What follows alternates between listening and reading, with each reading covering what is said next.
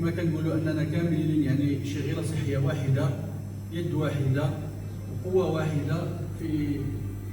في خدمه المواطن والمواطنين على العموم. يكلف الله نفسا الا وسعها، فكيف اكلف اللغه اكبر من طاقتها وارغمها على ان تصيغ عقدا مترصا من الكلمات مدحا لنساء المشهد رونقه، بل عالم سواها بالابيض والاسود